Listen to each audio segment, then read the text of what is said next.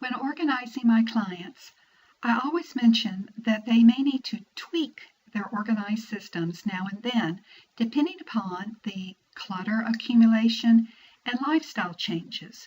So what do I mean by tweaking? Well, for example, I collect bags of all sizes to use when transporting supplies and items to my clients or to meetings or to stores.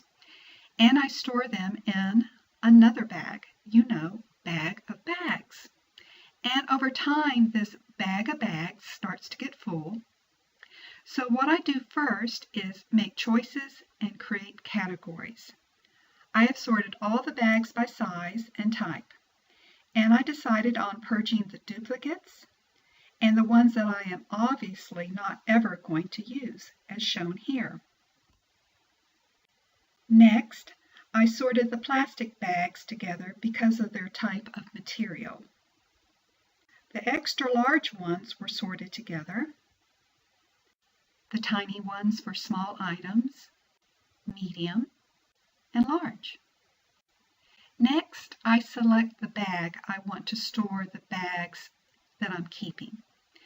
This one has a nice flat bottom to stand upright and is large enough to hold my supply of bags.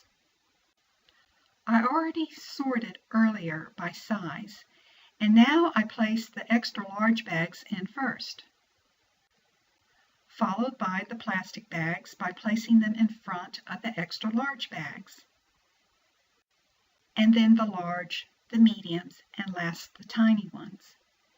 Now that I have what I feel is a good supply of bags, I place the bag of bags in my pantry. So when you find areas of your home that are overwhelming with more than you need, tweak it. I hope you have enjoyed the short tutorial. Be sure to click on subscribe to be included in future short tutorial videos.